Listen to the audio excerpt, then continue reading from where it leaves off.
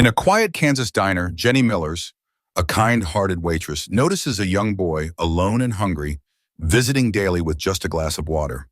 Without prying, she begins serving him mistaken meals, pancakes, eggs, oatmeal, never asking for payment or his story. Despite criticism from coworkers and locals, Jenny persists, driven by memories of her own past hunger. Her small acts of kindness go unnoticed until the boy suddenly stops coming, leaving Jenny questioning her efforts. As whispers of her charity spread, a mysterious arrival looms, hinting at a deeper significance to her quiet generosity. What secrets does the boy carry? Love stories of kindness and courage? Subscribe to Incredible Stories. Your support keeps these tales of justice and compassion alive. Join our community to ensure no act of kindness is forgotten.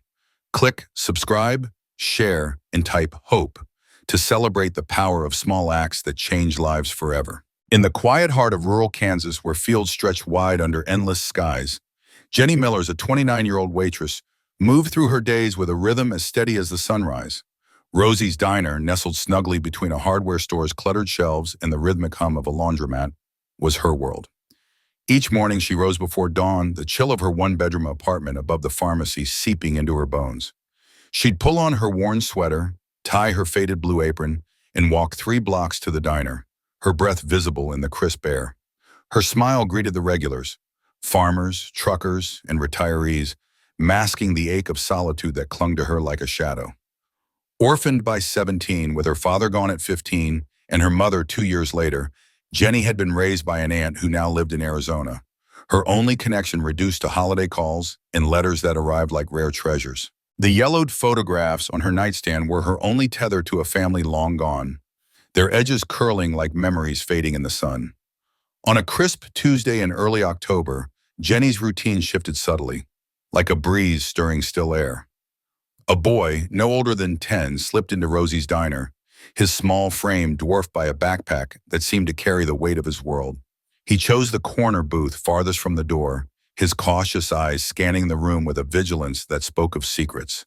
A book lay open before him, its pages a shield against curious glances. That first dame, he ordered only a glass of water, his voice barely above a whisper. Jenny, her heart softening at his guarded demeanor, brought it with a paper straw and a smile that held more warmth than she realized. His nod of thanks was so faint it might have been a trick of the light. Day after day, the boy returned, always at 7:15, precisely 45 minutes before the elementary school 3 blocks away opened its doors. He'd sit, read, and sip his water, his eyes flickering toward the plates of golden pancakes, sizzling bacon, and fluffy eggs that other customers savored. Jenny watched him, her heart tugging at the hunger she saw in his gaze, though he never asked for more. By the second week, she'd memorized his routine. Arrive, read, sip, leave at 7:55, his stomach empty but for water. The sight of him, so small yet so composed, stirred something deep within her, a mix of protectiveness and sorrow for a child who seemed to carry burdens too heavy for his years. On the 15th day, Jenny made a choice. She carried a plate of warm pancakes to his booth, her movements deliberate but soft. "Oh, my mistake," she said, her voice laced with feigned surprise as she set the plate down. The kitchen whipped up an extra order. No sense letting it go to waste. The boy's eyes, sharp and wary, met hers. Hunger and suspicion waged a silent battle in his gaze, and for a moment, Jenny feared he'd push the plate away. "It's all right," she added gently, her tone a soothing balm. "Cook gets orders mixed up sometimes. Better you eat it than it goes in the trash, right?" She turned away before he could argue, her heart pounding as she busied herself behind the counter. From the corner of her eye, she saw him hesitate, then pick up the fork, each bite slow and deliberate, as if he were savoring something forbidden. When she returned, the plate was clean, and the boy's eyes were fixed on his book, avoiding her gaze with a stubborn resolve that made her chest ache. Thus began their quiet ritual. Each morning, Jenny brought a mistake from the kitchen. Fluffy pancakes drizzled with syrup one day, scrambled eggs with golden toast the next, or creamy oatmeal sprinkled with brown sugar as autumn's chill deepened. The boy never asked for the food, never spoke beyond a murmured thank you, but he ate with a ferocity that betrayed his hunger, as if each bite might be his last. Jenny's heart swelled with a mix of joy and pain as she watched him, her mind racing with questions she never voiced. Who was he? Where were his parents? Why did he come alone, day after day, with nothing but a book and a backpack? One morning, as Jenny cleared his empty plate, Harold, a retired postal worker who claimed the same counter stool daily, leaned in, his voice gruff but curious. Who's that kid you keep feeding? Jenny, never seen his folks around. She glanced at the Wishwang, who was already gathering his things, his movements precise and unhurried. Don't know, she replied softly, her eyes lingering on him as he slipped out the door, the bell jingling faintly in his wake. The question hung in the air, unanswered, as Jenny's thoughts churned with possibilities, each one tinged with worry for the boy who seemed so alone in the world. That morning, the diner's usual hum was shattered by the arrival of 4 sleek black SUVs, their polished surfaces gleaming under the October sun. The neighborhood seemed to hold its breath as a man in a crisp military dress uniform stepped out, a folded letter clutched in his hand. The diner's patrons froze, their forks hovering midair, as a woman emerged from the back, her presence commanding silence. Every eye followed her, and every soul stood, as if drawn by an unspoken reverence. Who was she? And what did that letter hold? In the quiet town of QH, where secrets lingered like dust in the air, the truth was about to unfold. Jenny stood behind the counter at Rosy's diner, her fingers tracing the worn edge of the laminate as she watched the boy slip through the door. He was a shadow of a figure, all sharp angles and cautious steps, his eyes darting to every corner of the room before settling on his usual booth by the window. He's hungry, Jenny admitted to herself, her heart twisting with a pang of recognition. She knew that kind of hunger, not just the gnawing in the stomach, but the deeper ache of uncertainty, of wondering when the next meal might come. It was a feeling she'd carried in her own bones years ago, one she'd never quite shaken. 3 weeks into this quiet ritual of feeding the boy, Kathy, the gruff but not unkind grill cook, pulled Jenny aside in the narrow hallway by the kitchen. The air smelled of grease and burnt coffee, and Kathy's apron was streaked with flour. You're feeding a stray, she said, her voice low but firm, her eyes searching Jenny's face for some sign of naivety. I'm not saying it's wrong, but I've seen this before. You give too much, and they don't learn to stand on their own. One day he'll just vanish, Jenny. They always do. There was no malice in Kathy's words, only the weary pragmatism of someone who'd watched too many good deeds unravel. Jenny didn't argue. She just gave a small shrug, her lips pressing into a faint smile. It's okay, she said softly. I know what it's like to be that hungry. The confession slipped out, raw and unguarded, and it hung in the air between them. In her 3 years at Rosy's, Jenny had never shared anything so personal. Her co-workers knew her as the quiet one, reliable but distant, her past a locked door they'd long stopped trying to open. The boy never offered his name, and Jenny never pressed him for it. There was something in the way he moved, deliberate, guarded, always positioning himself to keep the door and the window in sight, that told her questions would only spook him. He reminded her of a stray cat, one that might bolt if you reached out too quickly. So instead, she poured her care into small, wordless gestures, keeping his water glass brimming, sliding a plate of warm pancakes across the table, ensuring the diner felt like a haven, even if just for the 40 minutes he spent there each morning. She watched him closely, noting the way his shoulders stayed hunched, as if bracing for a blow, and the way his fingers clutched the fork like it might be taken away. Her chest ached with questions she didn't dare voice. Where did he go when he left? Was there a family waiting for him somewhere? Or was he as alone as he seemed? Why did hunger cling to him like an old friend? But Jenny pushed those thoughts down, deep into the corners of her mind. She'd learned long ago that kindness with strings attached wasn't kindness at all. It was just another way to control someone. When the diner was quiet and the boy was lost in the tattered paperback he always carried, Jenny would steal glances at him. She wondered about the stories he read, whether they were an escape from his life or a way to make sense of it. Sometimes she caught herself imagining a different life for him, one with a warm bed, a full fridge, someone to ask how his day was. But she stopped short of letting those fantasies take root. Her job wasn't to fix him, It was to give him a moment of peace, a full stomach, and a place where he didn't have to look over his shoulder. Over time, something shifted. The boy's defenses began to soften, like ice melting under a weak sun. His shoulders, once rigid and drawn up to his ears, started to relax. His eyes, which had always flicked away the moment they met hers, began to linger for a heartbeat longer.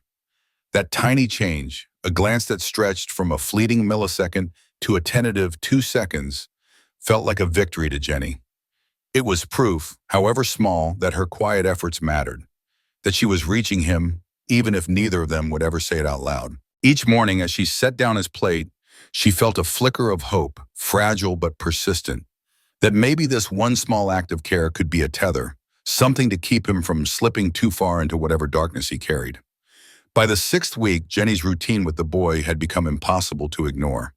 Most of the diner's staff and regulars kept their thoughts to themselves, but a few couldn't resist airing their opinions, their words sharp with the casual cruelty of those who'd forgotten what it felt like to need. One morning, a businessman in a crisp suit leaned over the counter, his coffee cup in hand, and fixed Jenny with a look of disdain. "Playing charity worker on the clock, huh?" he said, his voice loud enough to carry. "Kids these days think they're entitled to handouts everywhere they go." His words stung, but Jenny let them roll off her face a mask of calm. Another regular, an older man who always ordered the same greasy hash browns, chimed in a few days later. "Times sure have changed," he muttered, shaking his head. "Back in my day, nobody gave out free meals just because some kid looked pitiful." Jenny heard every word, but she didn't flinch.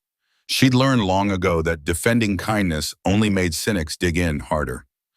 Explaining herself would be like shouting into a storm, pointless and exhausting. But Mark, the diner's manager, wasn't so easily brushed off. One morning, he summoned Jenny to the cramped office behind the kitchen, where the air was thick with the smell of onions and stale cigarette smoke. His brow was slick with sweat, as it always was, and his fingers drummed in impatient rhythm on the chipped laminate desk. "I've been watching you with that kid," he said, his voice clipped but not unkind. "You can't keep giving away free meals, Jenny. It's bad for business, and it sets a precedent we can't afford." Jenny's stomach twisted, her fingers tightening around the hem of her apron. She'd been bracing for this moment, dreading it, but she wasn't surprised. "I understand," she said, her voice steady despite the knot in her chest. "I'll pay for his meals myself." Mark's eyebrows shot up, his eyes narrowing as he studied her. "Out of your tips?" he asked, incredulous. "You barely make enough to cover your rent as it is." Jenny lifted her chin, her resolve hardening. "It's my choice," she said, her voice quiet but firm. "Just one meal a day. I can handle it." For a long moment, Mark just looked at her as if trying to figure out what drove her to take on this burden. There was something in her tone, something unyielding, almost defiant, that made him pause. Finally, he let out a heavy sigh, his shoulders slumping.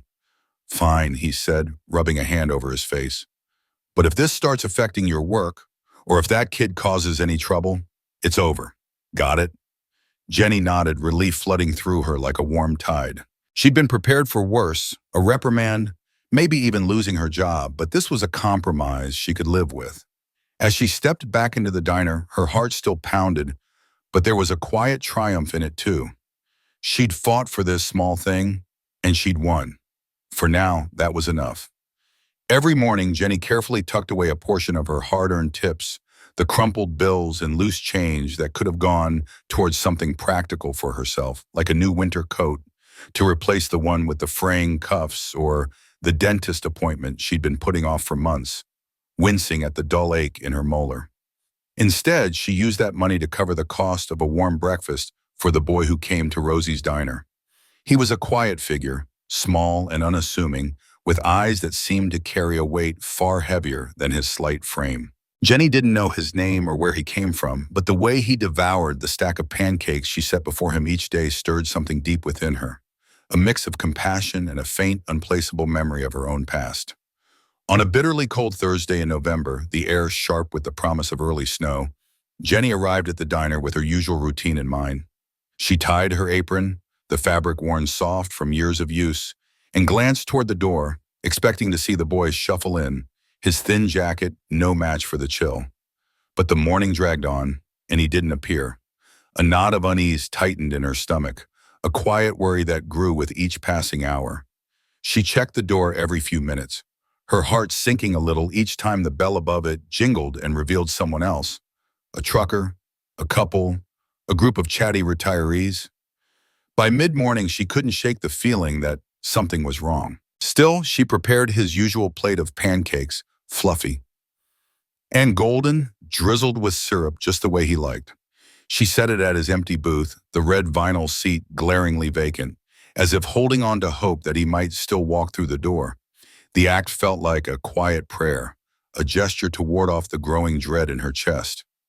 Kathy, the diner's other waitress, older and hardened by years of seeing people come and go, passed by with a tray of coffee pots. She glanced at the untouched plate and muttered, "Waste of food." Her voice low but sharp, her head shaking in disapproval. Jenny flinched, the words cutting deeper than she wanted to admit.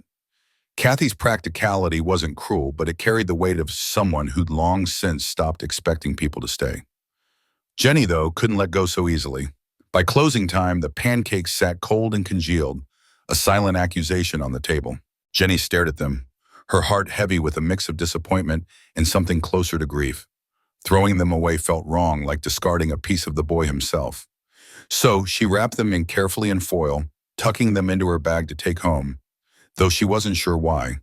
Maybe it was a refusal to accept his absence, a small act of defiance against the emptiness of the booth. The next day and the day after that, the boy still didn't show. A week passed, each morning stretching into a quiet vigil of waiting. Jenny's hope began to fray, replaced by a gnawing doubt. Had Kathy been right? Was the boy just a transient figure, passing through like so many others, taking what he could before moving on? The thought left her with a hollow ache, a pang she couldn't quite name. She hadn't known him, not his name, not his story, not even where he went when he left the diner each morning. Yet his absence carved out a space in her heart, like a small light snuffed out in a world already short on warmth. She found herself lingering by his booth, wiping it down more than necessary, her hands moving in slow, deliberate circles as if she could summon him back through sheer will. On the 10th day, Kathy caught her staring at the empty seat. "Told you," she said, her tone not unkind but laced with the certainty of someone whose cynicism had been proven right once again. "They never stick around once the free ride's over." Jenny nodded, her throat tight, but inside she wrestled with the words. She wanted to argue, to say that it hadn't been about a free ride, that the boy's quiet gratitude had been worth more than the cost of a few pancakes. But the words wouldn't come, and Kathy's pragmatism hung in the air like a fog. During that week, Jenny noticed a customer, a man in a worn flannel shirt, lingering near the booth one morning. He held his phone up, snapping photos of the empty seat where Jenny still occasionally left a plate of food, just in case. She didn't think much of it at first. People were always taking pictures for one reason or another, but the next day, she understood why. A post had appeared in a local Facebook group, the images of the empty booth shared with a caption that twisted like a knife. Rosy's diner now serving imaginary charity cases. The comments below were even crueler, each one a theme that left Jenny reeling. "Publicity stunt," one read. "Bet they're claiming the food goes to underprivileged kids while tossing it in the trash," another sneered. "Feeding strays just creates dependency. That waitress needs a reality check. Next time a strange kid approaches you, remember this: you're being set up."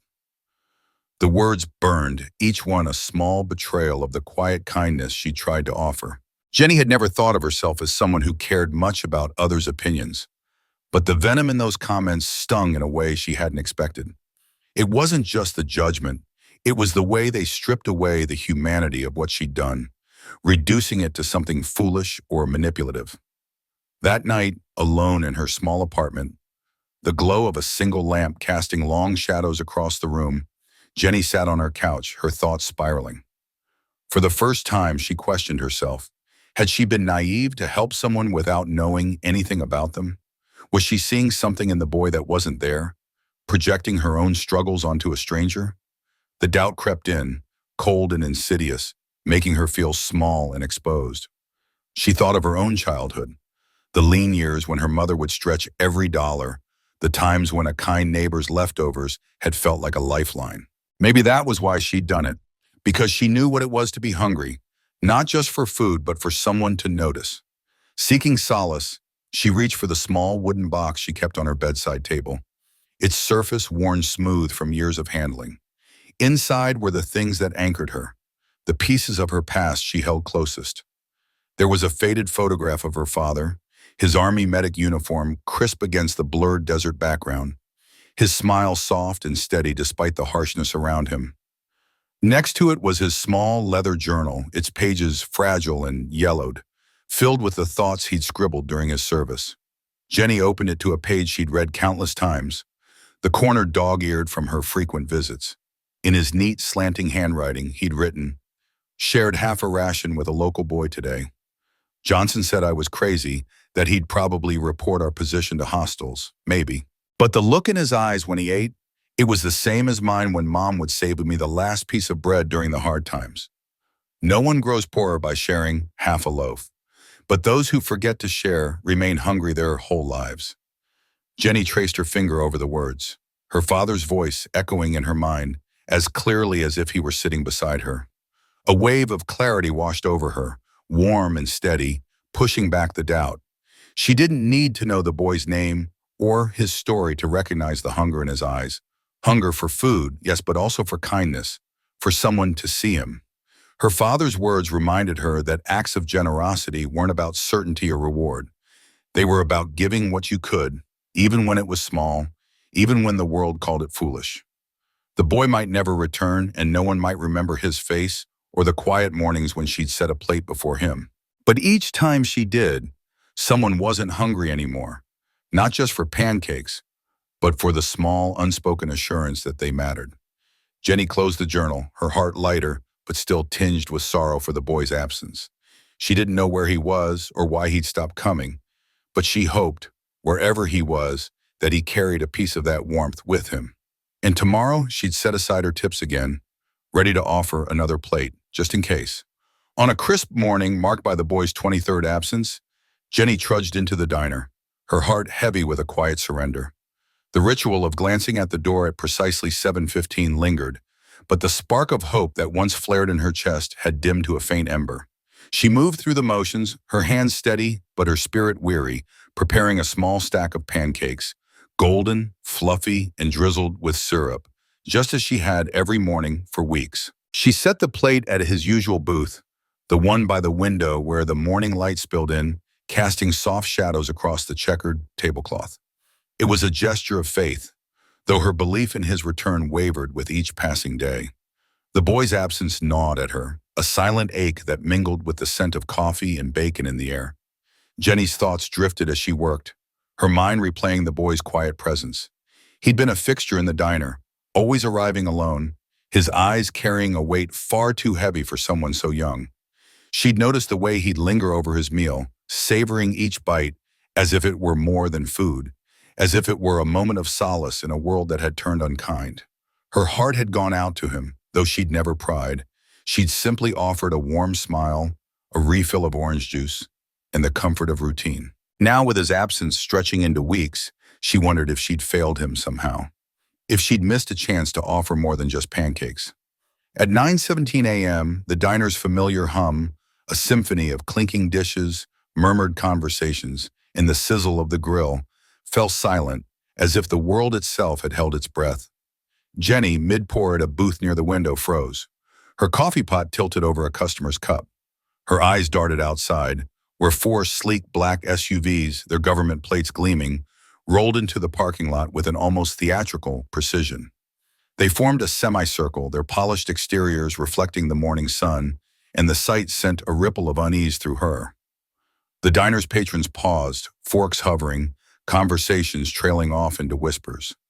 Outside, passers-by slowed their steps, craning their necks to watch as men in crisp uniforms emerged from the vehicles, standing at attention beside each door like sentinels. From the lead SUV stepped a man whose presence demanded respect before his attire did.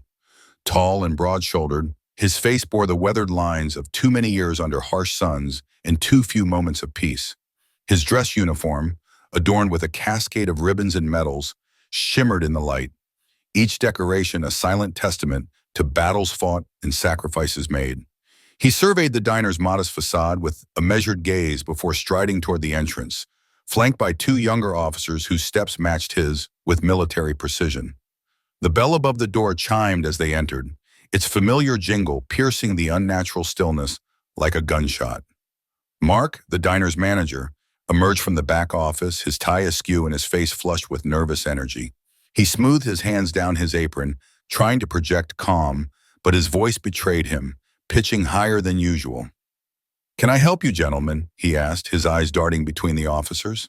The senior officer removed his cap, revealing a shock of graying hair, and his voice carried the weight of authority. "I'm looking for someone who works here. A woman named Jenny." The diner grew so quiet that Jenny could hear the faint hum of the refrigerator behind the counter, a sound she'd never noticed before. Every pair of eyes turned to her, and she felt the weight of their curiosity, their unspoken questions pressing against her. She stepped forward, the coffee box still clutched in her hand, its warmth grounding her as her pulse quickened. "I'm Jenny," she said, willing her voice to remain steady, though her throat felt parched, as if all the moisture had been stolen by the intensity of the moment. Her mind raced. Why would men like these, with their stern faces and official demeanor, be looking for her? Had she done something wrong? The thought twisted in her gut, a cold knot of fear. The officer's stern expression softened, just enough to ease the tension in her shoulders.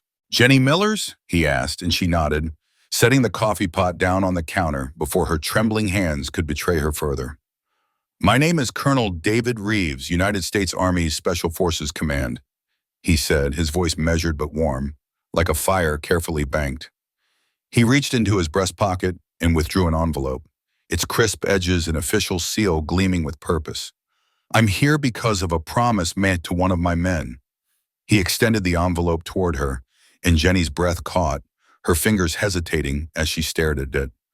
"A promise?" she echoed, her voice barely above a whisper. The word felt heavy, laden with meaning she couldn't yet grasp. Her mind flickered to the boy, to the pancakes still warm on his booth, to the quiet mornings they'd shared. "This is a letter from the commanding general of Special Forces Operations," Colonel Reeves continued, his tone steady but laced with something deeper. Gratitude, perhaps, or sorrow. "And I have a personal message as well, from Adam's father." "Adam," Jenny repeated, the name unfamiliar yet resonant, like a chord struck deep within her. It felt significant, a puzzle piece she hadn't known she was missing. Her heart thudded, a mix of hope and dread swirling in her chest. Who was Adam? Why did his name stir such a visceral response? Colonel Reeves's eyes softened further, and he spoke with a quiet reverence. "The boy you've been feeding for the past several months. Adam Thompson. His father was Master Sergeant James Thompson, one of the finest soldiers under my command." The word was landed like a stone in Jenny's heart, its finality stealing her breath. She clutched the edge of the counter, steadying herself as the weight of it settled over her. "I don't understand," she said, her voice trembling now, the envelope still untouched in the colonel's outstretched hand. "Is Adam okay?" "He's safe," the colonel assured her, his tone gentle but firm, as if he understood the storm of emotions raging within her. "He's with his grandparents now, in Colorado, Mimamano. But for nearly 3 months, he came here every morning before school, after his father was deployed on a classified operation." The pieces began to click into place, each one sharper and more painful than the last. The boy, Hangin, hadn't just been a lonely kid seeking a meal. His quiet watchfulness, the way he'd seemed to carry a burden too heavy for his slight frame, the hunger in his eyes that went beyond the physical, it all made sense now. Jenny's heart ached as she pictured him sitting alone in that booth, his small hands wrapped around a glass of juice, his eyes scanning the room as if searching for something or someone who might never return. What Sergeant Thompson didn't know, Colonel Reeves continued, his voice thick with emotion, was that his wife had left. The revelation hit Jenny like a wave, and she gasped softly, her hand rising to her mouth. She imagined Adam abandoned not just by his father's deployment, but by his mother's absence, left to navigate a world that must have felt impossibly vast and empty. And yet, he'd come here, to her diner, seeking something as simple as a plate of pancakes. The thought broke her heart, but it also filled her with a fierce determination to understand the full story, to honor the trust Adam had placed in her, however unwittingly. Not long after his father was deployed overseas, young Adam found himself utterly alone, abandoned in a world that suddenly felt too vast, too unforgiving for a boy barely into his teens. Pride and fear intertwined in his heart, pride that refused to let him admit his vulnerability, and a fear that whispering his truth might tear him from the only home he'd ever known. So he stayed silent, carrying the weight of his solitude like a secret too heavy to share. With only a modest emergency fund left behind by his father, Adam learned to stretch every dollar, every meal, with a resourcefulness that belied his age. He rationed canned soups, stretched loaves of bread with careful precision, and cooked with a quiet determination, as if each meal was a small act of defiance against the loneliness threatening to swallow him whole. In the small, bustling Rose's diner, the air was thick with the scent of coffee and fried eggs when the story of Adam's resilience reached the ears of the patrons. A collective gasp, soft but heavy with disbelief, rippled through the crowd. Jenny Millers, the quiet waitress who moved through her shifts with a gentle efficiency, felt her chest tighten as Adam's story unfolded. In her mind's eye, she saw him, not just the boy who sat at the counter each morning, but a child with a name, a history, a heart fighting to hold on to hope. She imagined him alone in a silent house, waiting for a father who would never walk through the door again, his small frame hunched over a plate he'd learned to make last for days. Her heart ached with a tenderness she hadn't known she could feel, a mix of sorrow and fierce protectiveness for the boy she'd unknowingly helped. Sergeant Thompson fell in Afghanistan 2 months ago, Colonel Reeves announced, his voice steady but laced with a quiet reverence that betrayed the weight of his words. He stood tall in his uniform, the lines of his face etched with both duty and grief. In the diner, the clatter of dishes and hum of conversation faded as he spoke. In his final letter, he left instructions. He wanted us to find the woman named Jenny at this diner, the one who fed his son, Adam, without ever pressing him for answers. The colonel reached into his jacket, pulling out an envelope, worn soft at the edges, its paper carrying the faint creases of a soldier's hands. He unfolded the note inside, its words written in a hurried, heartfelt script. "If I don't make it back," the letter read, "please seek out the woman who's been giving my boy breakfast. Adam wrote to me about her. She never asked why he came alone, never made him feel or ashamed. She just fed him, day after day, asking for nothing in return. Tell her she didn't just feed a hungry child.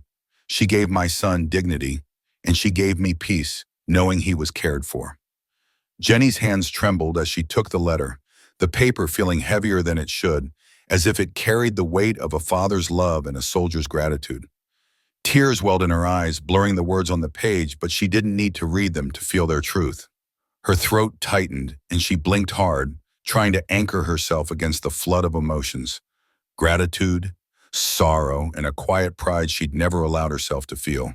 The colonel's voice seemed to drift from a distance as he continued, his tone softening with a rare vulnerability. "We read this letter at Sergeant Thompson's memorial service. When Adam finally opened up about you, the entire Special Forces community made it our mission to find you, to thank you in person. What you did—" His voice faltered for a moment, catching on the edge of something raw. "What you did for the son of one of our own, without even knowing his story, that means something profound to us all." The diner had fallen into a hushed reverence, forks stilled, coffee cups forgotten. Even those who had once scoffed at Jenny's quiet generosity, whispering that she was too soft, too quick to give without question, sat frozen, their faces a mix of shock and, for some, a creeping shame. They'd misjudged her, mistaking her kindness for naivety, when all along it had been a quiet strength. Colonel Reeves drew himself to his full height, his shoulders squared, and snapped to attention. In a gesture reserved for moments of profound respect, he rendered a formal salute, one rarely offered to civilians. Behind him, every soldier in the room mirrored the action, their movements precise and unified, a silent chorus of gratitude.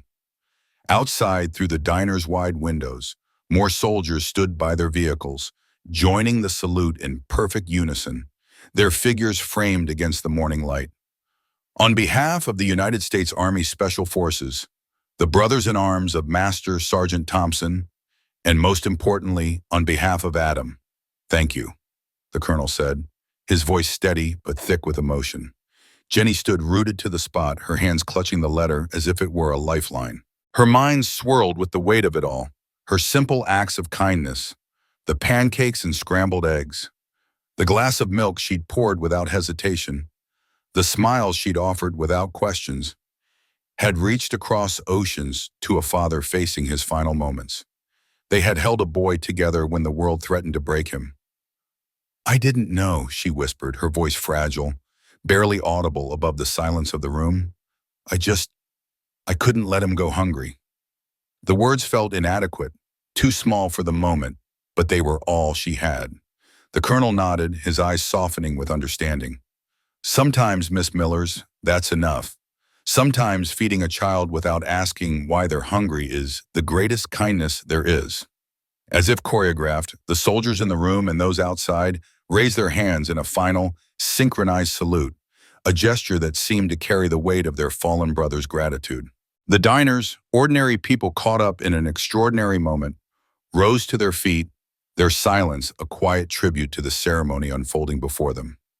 Jenny, the unassuming waitress who had lived her life in the background, stood at the heart of it all, the letter trembling in her hands. She was no longer invisible. Her small daily acts of compassion had not only sustained a boy through unimaginable hardship, but had given a soldier peace in his final days, preserving his honor and his love for his son. In the week that followed, Ross's diner transformed in ways no one could have foreseen. The story of Jenny's kindness spread, a quiet ripple that grew into a wave, touching the hearts of the community and beyond. The diner became a place of pilgrimage, not just for meals, but for something deeper. A reminder that even the smallest acts of humanity could carry a soldier's gratitude across the divide between life and loss. The tale of Jenny's kindness blazed through the small town like a summer storm, igniting whispers in coffee shops, sparking fervent posts across social media, and eventually finding its way onto the front page of the local paper. The same Facebook group that had once sneered at Jenny's decision to serve a quiet boy free meals now buzzed with a heartfelt recounting of Master Sergeant Thompson's letter. The post exploded, racking up thousands of shares and comments filled with admiration and gratitude. People who had never set foot in the diner were moved to tears by the story, their hearts stirred by the simple act of compassion that had rippled outward, touching lives far beyond the town's borders. At the diner, the atmosphere shifted palpably. Regulars who once shuffled in for their usual coffee and eggs now made a point to request Jenny's section, their eyes warm with respect. They slid generous tips across the table, often tucked beneath handwritten notes scrawled on napkins or receipt scraps. "Thank you for reminding us what truly matters," one read, the ink slightly smudged from the writer's earnest grip. Another, from a woman with a son in the Navy, confessed, "Your kindness gives me hope that there are still good people out there looking out for my boy." Each note felt like a small weight in Jenny's apron pocket, not heavy with burden, but grounding, a reminder of the impact she hadn't even meant to make. She carried them home at the end of her shifts, reading them in the quiet of her small apartment, her heart swelling with a mix of pride and humility. Mark, the diner's gruff owner who had initially grumbled about Jenny's habit of slipping free pancakes to the boy who sat alone, underwent his own quiet transformation. He'd watched the boy, Adam, day after day, his small frame hunched over a book in the corner booth, and he'd felt a pang of guilt for his earlier skepticism.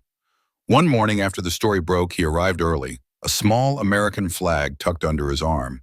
With careful hands, he hung it beside the booth where Adam had sat, its stars and stripes catching the morning light filtering through the diner's windows. Below it, he fixed a discreet brass plaque that read, "Reserved for those who serve and the families who wait." The words were simple, but they carried the weight of his newfound respect. That booth became a sacred space, never empty for long. Veterans, their eyes crinkled with stories of their own, claimed it with quiet reverence. Active duty soldiers passing through town on their way to bases far and wide made it a point to stop in, their uniforms crisp against the worn vinyl seats. Sometimes families who looked like they were carrying the world on their shoulders, clothes a little too worn, eyes a little too weary, would sit there, and the staff treated them with a gentle dignity, no questions asked, just as Jenny had done for Adam. 7 days after the Colonel's visit, when the story was still fresh and the diner hummed with a new kind of energy, a manila envelope arrived, addressed to Jenny in careful, blocky handwriting. She opened it at the counter during a rare lull, her fingers trembling slightly as she unfolded a sheet of lined notebook paper. The words, penned with the deliberate care of a young hand, hit her like a wave. "Dear Miss Jenny," it began, "I didn't know your name until that day the Colonel came to find you. But every morning for those months, you were the only person who looked at me like I wasn't invisible or broken." Adam's letter went on, each sentence a window into his quiet grief and resilience. He wrote of his father, a soldier who had always said real heroes don't wear capes, they wear uniforms. But Adam added, with a sincerity that made Jenny's throat tighten, "I think sometimes they wear aprons too." He confessed how, when his father's letter stopped coming, the world had felt like it was closing in, leaving him and his grandparents in a limbo of worry and loss. Yet Jenny's small gestures, those plates of pancakes, the warm smiles, the ways she never pried, had been a lifeline.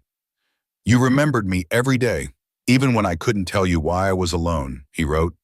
He mentioned his grandparents, kind folks who were teaching him to fish and baking him cookies. But the ache for his father lingered, as did a surprising fondness for Jenny's pancakes. The letter ended with a postscript. "I finished the book I was reading. It had a happy ending, after all." Jenny read the letter 3 times, her vision blurring with unshed tears. She felt a rush of emotions, gratitude for Adam's words, sorrow for his loss, and a quiet pride that she'd made a difference without even realizing it. She framed the letter, not to boast, but to anchor herself, and hung it behind the counter in a spot where she could see it during the long shifts. When curious customers asked about it, she'd offer a soft smile and say, "Just a thank you from a special customer." Her voice steady, but her heart full. She didn't need the world to know the details. The letter was hers, a private reminder that even the smallest acts could carry profound weight. The diner's reputation grew, its story spreading through military communities like a whispered legend. Soldiers from nearby bases and beyond began making detours to visit, their boots heavy on the linoleum floor.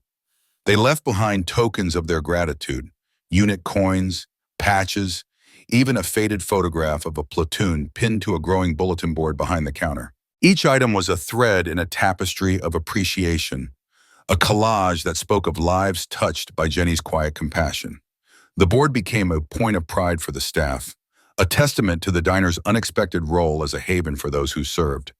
3 months after the Colonel's visit, a school group tumbled into the diner after a field trip, their chatter filling the air with youthful energy. An 8-year-old girl with wide, curious eyes watched Jenny as she moved through the tables, refilling water glasses with her usual grace.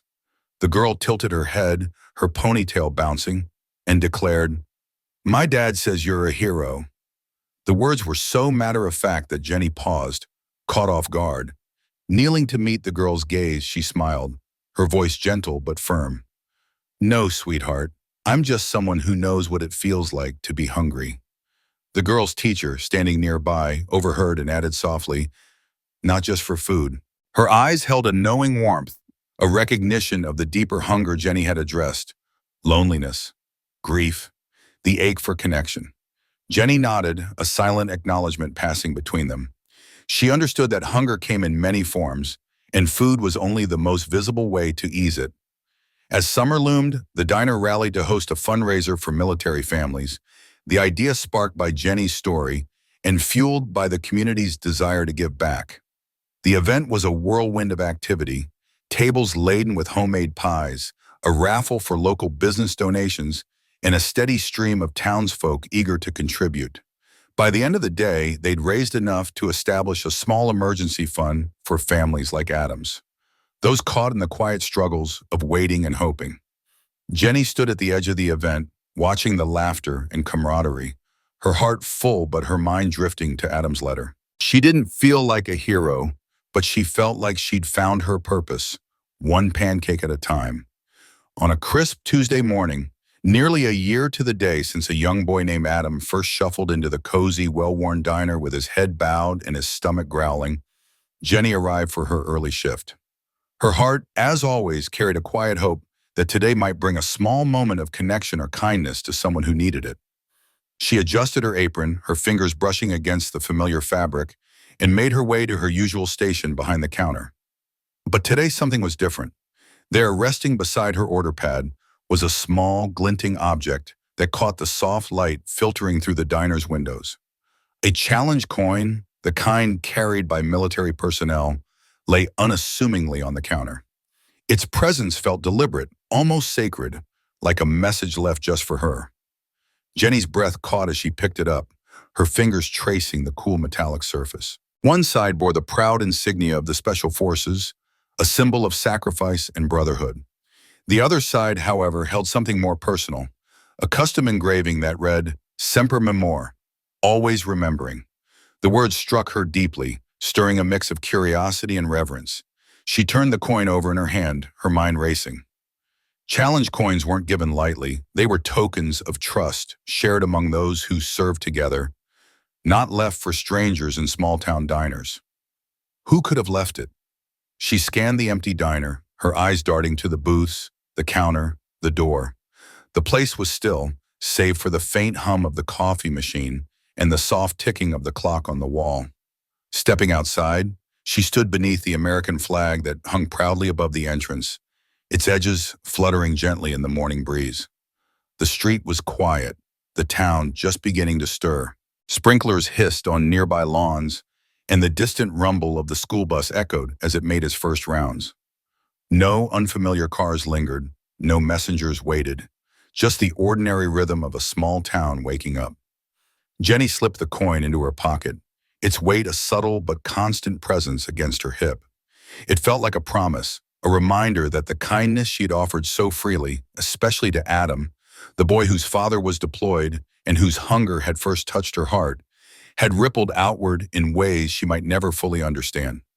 As she moved through her shift, her thoughts kept returning to the coin. She wondered about the person who'd left it. Was it Adam's father returned from duty, offering silent gratitude? Or someone else who'd heard of her quiet generosity? The uncertainty didn't trouble her. Instead, it filled her with a quiet awe, a sense that the world was sometimes kinder than it seemed. That evening, as Jenny prepared to head home, she noticed Mark, the diner's gruff but kind-hearted owner, standing near the front window. He was carefully placing a new sign in the glass, his movements deliberate, almost reverent. The sign was simple yet elegant, its message clear. Whoever you are, whatever you can pay, no one leaves hungry. Jenny paused, her apron half untied, watching him. Mark caught her gaze and offered a small, almost sheepish shrug. New policy, he muttered, his voice low. Figured it was time. But his eyes held something deeper, an unspoken acknowledgement of the change she'd sparked in him over the past year. Jenny's heart swelled with warmth. She thought back to the months before when Mark had surprised everyone by personally matching the donations she'd collected for children of deployed parents. She remembered the quiet moment when he'd pulled her aside, his usual stoicism giving way to something raw and vulnerable. I never got it why my dad was so set on feeding every stray kid in the neighborhood, he'd admitted, his voice thick with emotion. It drove my mom up the wall, plates of food disappearing out the back door, kids coming and going. I thought he was just soft, but now I think I understand. A meal's not just food, is it? It's something bigger. His words had stayed with her, a glimpse into the heart of a man who'd spent years hiding his softness behind a gruff exterior. Jenny's quiet persistence, her refusal to let hunger go unnoticed, had stirred something in him, rekindling a lesson his father had tried to teach him long ago. As she walked home in the fading light, the challenge coin, a steady weight in her pocket, Jenny's thoughts drifted to Adam.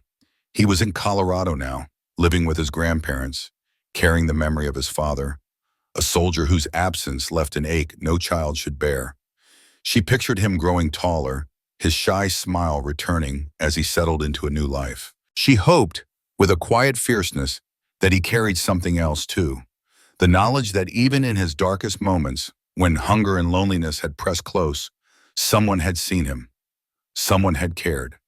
The memory of those meals at the diner, offered without judgment, might be a small light in his heart, a reminder that kindness could bloom in unexpected places. Jenny's steps slowed as she passed familiar houses, their windows glowing warmly against the dusk. She thought about the coin again, its engraving echoing in her mind. Always remembering. It wasn't just about memory, she realized. It was about carrying forward the things that mattered. Kindness, compassion, the simple act of seeing someone's need and meeting it without fanfare. Mark's new sign was proof of that. No grand speeches, no public declarations, just a quiet promise to ensure no one left the diner hungry. It was a commitment to offer food without judgment, kindness without questions, and it filled Jenny with a deep, unshakable hope. In that moment, she felt connected to something larger, a chain of quiet goodness that stretched from her to Adam, to Mark, to the stranger who'd left the coin, and beyond. Not everyone who helped sought recognition. Some people simply needed to know that today someone wasn't hungry. That alone could shift the course of a life, like a pebble dropped in still water, sending ripples far beyond the point of impact. As she reached her front door, Jenny pressed her hand against the coin in her pocket, its edges grounding her. She didn't know if she'd ever learn who left it, but that didn't matter. Its presence was enough, a reminder that kindness, given freely, sometimes returned in ways that were as mysterious as they were profound.